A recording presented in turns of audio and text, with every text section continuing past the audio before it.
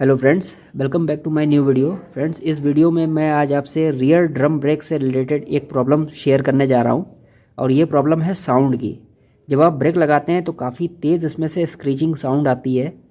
इसके चक्कर में आप क्या करते हैं कि ब्रेक शू नया लगा देते हैं, उसके बाद आप देखते हैं कि वो साउंड चली गई, लेकिन कुछ दिन के बाद जैसे ही नए ब्रेक शू का ब्रेक इन होता है तो उसमें फिर से वो साउंड आने लगती है। तो आज इस वीडियो में मैं आपको बताऊंगा कि इसमें क्या प्रॉब्लम्स होती हैं, क्या ऐसी गलतियां हो जाती हैं जिसकी वजह से ये साउंड फिर से आने लगती है।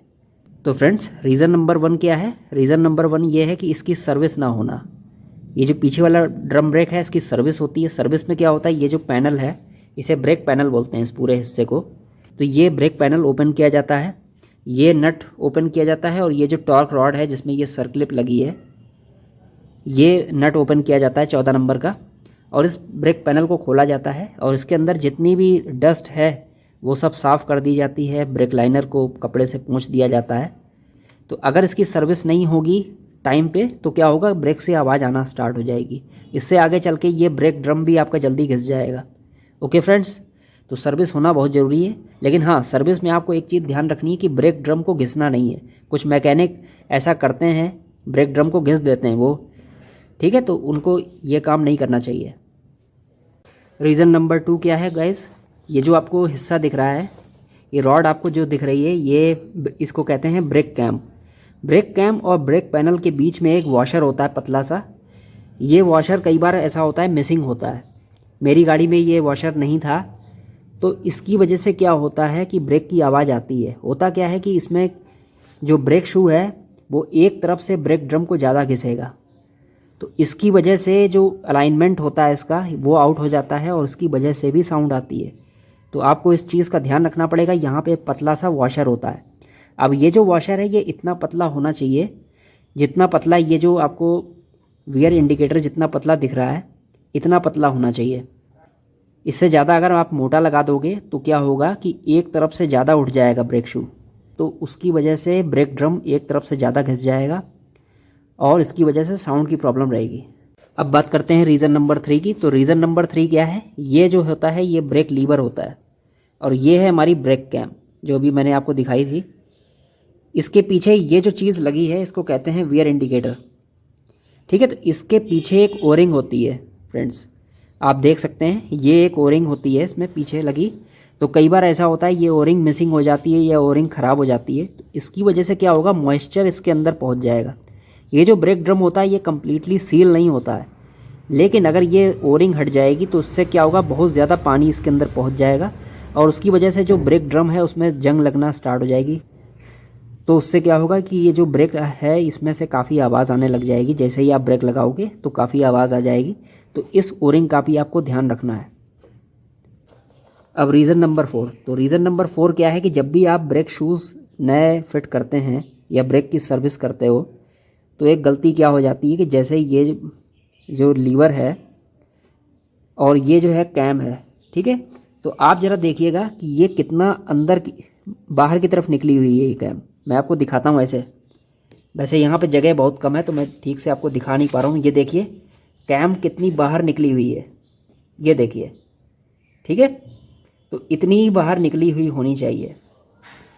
तो अगर ये कैम काफ़ी पीछे की तरफ रहेगी तो क्या होगा, ये जो वियर इंडिकेटर है जैसे आप देख रहे हैं इसमें यहाँ पे ये प्ले है इस तरीके का, लेकिन इसमें आप देखेंगे कि इधर ऐसे इस तरीके का प्ले नहीं होता, ज़्यादा अप एंड डाउन प्ले नहीं होगा। ये राइट लेफ़्ट जो है ये प्ले हो रहा है इसमें, लेकिन अप एंड डाउन प्ले नहीं हो रहा होगा, ठीक है। तो अगर आप इसको पीछे की तरफ रखोगे तो क्या होगा कि ये वियर इंडिकेटर बहुत ज़्यादा हिलेगा और ये जो पीछे की तरफ ओरिंग मैंने अभी आपको बताया इसके पीछे यहाँ पे ओरिंग लगी होती है, ये ओरिंग ढीली रह जाएगी।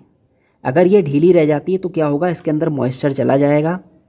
मॉइस्चर जाने की वजह से इसके जो ब्रेक ड्रम है इसमें जल्दी रस्टिंग आ जाएगी और उसकी वजह से ब्रेक आवाज़ करेगा।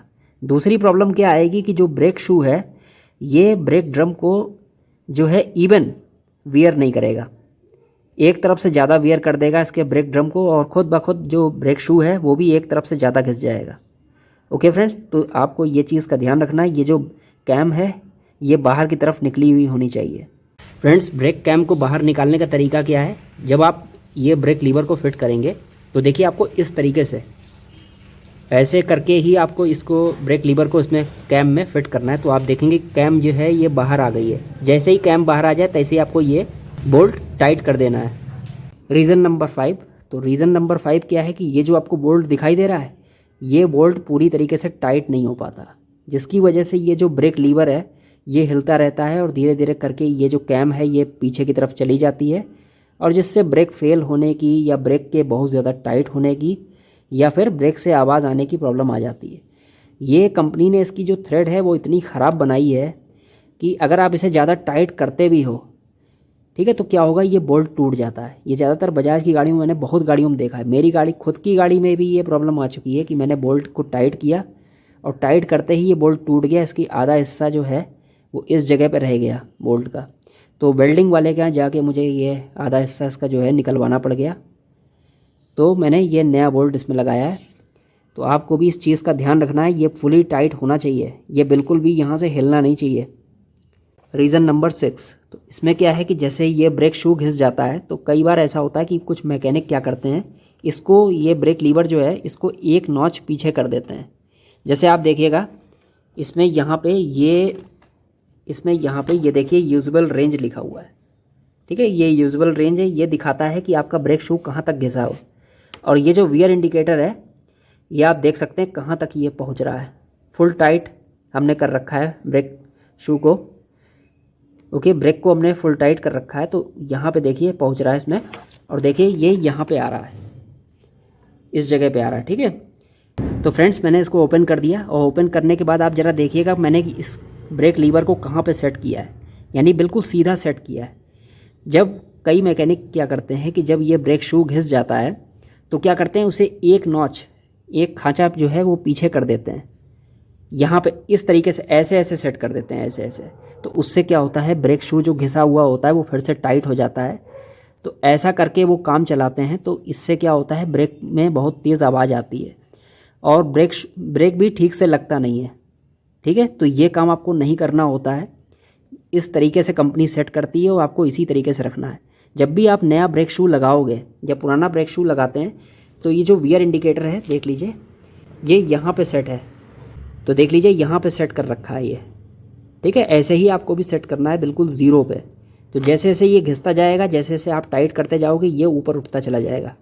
आपको भी ये बिल्कुल सीधा सेट करना है, तभी इसमें साउंड रुकेगी, नहीं तो साउंड नहीं रुकने वाली। ओके फ्रेंड्स, तो ये है रीज़न नंबर 6। तो फ्रेंड्स यही कुछ मिस्टेक्स होती हैं, यही कुछ रीज़न्स होते हैं जिनकी वजह से रियर ड्रम ब्रेक में साउंड आने लगती है। इस वीडियो को आप ज़्यादा से ज़्यादा लोगों में शेयर कीजिएगा, ख़ासतौर से उन लोगों को आप शेयर कीजिएगा जो ये समझते हैं कि ड्रम ब्रेक में कोई प्रॉब्लम ही नहीं आती और डिस्क ब्रेक में ही केवल प्रॉब्लम आती है। तो ऐसा कुछ नहीं है, ड्रम ब्रेक में काफ़ी सीरियस प्रॉब्लम्स आती हैं, जैसे ब्रेक फेल हो जाना, ब्रेक का काफ़ी ज़्यादा टाइट हो जाना, या फिर ब्रेक से काफ़ी तेज़ आवाज़ें आना। Okay friends, thanks for watching my video.